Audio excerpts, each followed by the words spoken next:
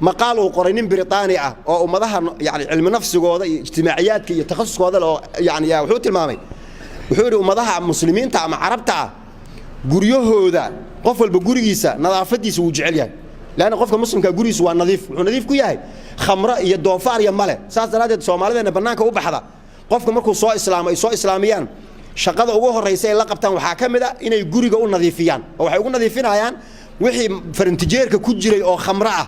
ayaa horta banaanka la geenayaa wixii doofaar ah oo meesha waa la nadiifinayaa guri wuxuu noqonayaa laga weyseysanayo oo salli loo dhigaayo oo quraan lagu akhrinayo markaas gaaladii kale ee shalay u iimaan jirtay ee khamrada la cabi jirtay markay u imaadaan qofkii waxay u imaanayaan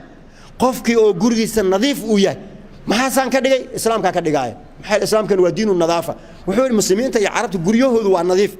laakiin laamiyadooda ama jidadkoodu waa sidee bal jidadku sayiin magaalada muqdisho bal jidadka fiiriye sayiin jidad burbursan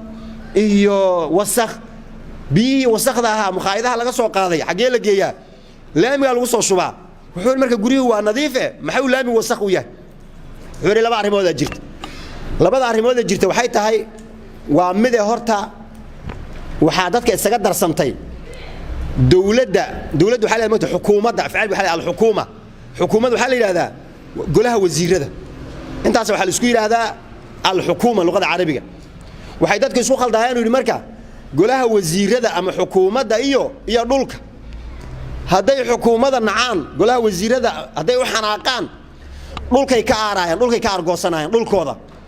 markaas ay dhulkooda jijabinayaan waxay u baahan marka in loo sheego la yiraahdo horta xukuumad maxaa la dhahaa xukuumad wuxuu waxa la yiraahdaa idaaratun siyaasiyatun li fatratin qasiratin min umri alwadan xukuumaddu ama dawladdu ama golaha wasiiradu waa maamul siyaasadeed oo cimrigiisana uu gaaban yahay hadii loo fiiriyo cimriga wadanku uu jiraayo iyo xukuumaddu intay jirayso ka cimri dheer xukuumad maxay jirtaaba wax yar markay joogtaba waa la isku shaandheeyay maqlab shalay koo wasiir amaanta wasiir ma baab marka war xukuumadan arkaysiin waa maamul siyaasi ah oo muddo yar oo gaaban joogaya laakiin wadanku waa midka awowyaasheen ay ku duugan yihiin wadanku waa wadankeeni meel uga ma socono marka hadaad rabto inaad ka aarsato xukuumadda wuxuu si kala looga aarsada jiray xukuumadda ma aha wadankii in la jijibiyo marka taas ma yeeli karna marka inaan kala saarno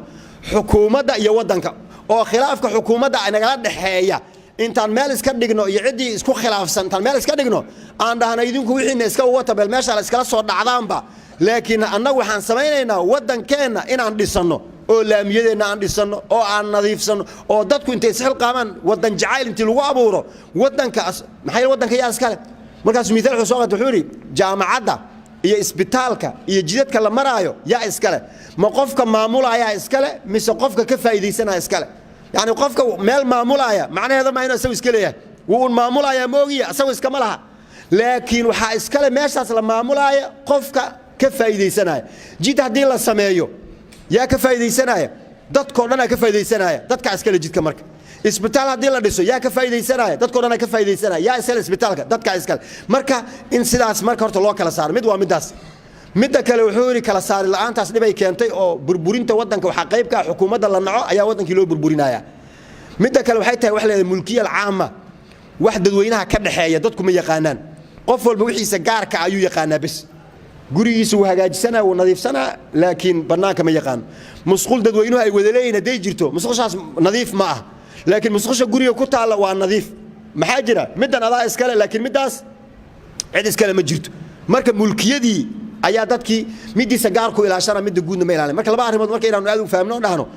wadanku dadkoo dhan ayaa iska leh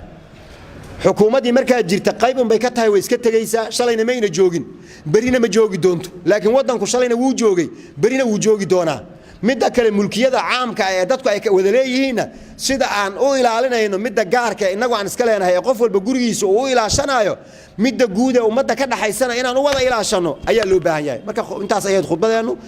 korna in la fiiriyo wixii guud ee wadanka wada dhaxayana aan soo wada dhisano ummadan Soomaaliyeedna dhinaca ijaabiga ee horumarka ay ka sameynayso dhinacaas in la soo muujiyo si loo muujiyo kartida iyo Ilaahay waxa uu siiyay ee awooda oo ay tahay midda adduunkan ay tuseen ayaga dhexdoodan ay ku nool yihiin intaas oo sano oo duruuf ay ka jirto ay hawlahooda u haystaan waa dadnimo ku jirta Ilaahay inoo ziyaadiyo khilaafaadka iyo dhibaatooyinka dhexdeena Allah inaga qaado